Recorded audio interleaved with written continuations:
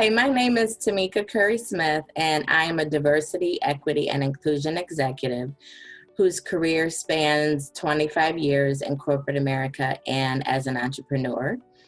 I have been doing DEI work specifically for about 20 years and previously led diversity, equity, and inclusion at Nike Inc., Mercedes-Benz USA, Target Corporation, and Deloitte. I've learned quite a bit over the course of the time I've been doing DEI work, and there are a lot of critical success factors, but I would say there are 4 key ones that really set organizations up for success in this area. The first is CEO commitment. The reality is it starts from the top. The CEO and the entire executive team needs to show their commitment to diversity, equity, and inclusion, not just in words, but in actions. The senior leadership really needs to walk the talk. So there are a couple, I would say, really key things, quick things that organizations can do. One is to join CEO Action for Diversity and Inclusion. This is the largest CEO-led initiative to really show that businesses have a key role in driving this work.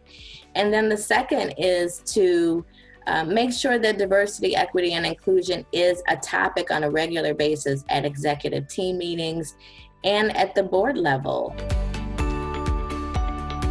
So the second thing that organizations can do in this space is really develop a holistic diversity, equity, and inclusion strategy. It used to be that DEI was really looked at as an HR thing and was focused on issues related to employees. But it's really critical, as I said earlier, that DEI be positioned as a true business strategy, as an end-to-end enterprise effort, and one that really drives financial performance and impact.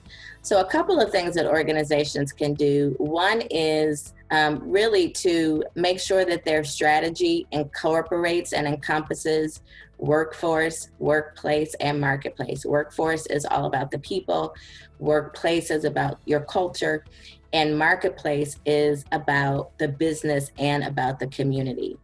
And then the second thing is to make sure that diversity, equity, and inclusion reports to a C-suite business leader, ideally the CEO or the COO, and not HR. I think if it's positioned that way, it sends a different message and sets a different tone that DEI really is about the business and in addition to being the right thing to do. This work is challenging. It is all-encompassing, as you heard me say, in terms of really being end-to-end and enterprise-wide.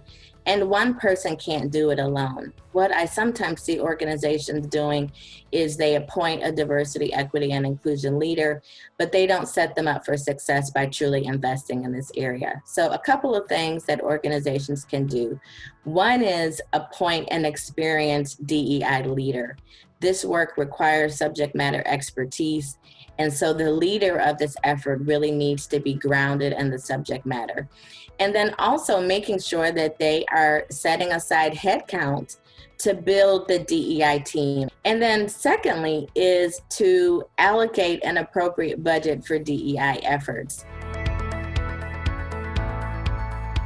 When you think about how businesses drive everything from revenue to profits, they have set targets, they measure their performance on a regular basis.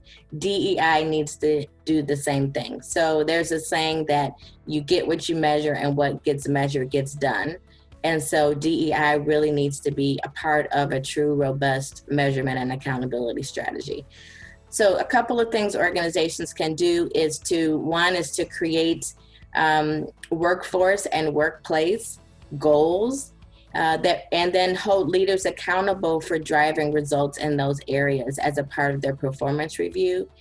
And then secondly, making sure that there's transparency around how you report out. So tracking your progress on a regular basis within the company, and then externally at least once a year. Typically this happens through some kind of impact report or corporate social responsibility report. There are a number of key diversity, equity, and inclusion KPIs and metrics that organizations should take a look at. Certainly representation at different levels and different functions. It's really something that organizations should be slicing and dicing to see where their opportunities are. In addition to that, there are three levers that drive representation. They are hires, promotions, and retention. And so organizations also should have key metrics around that.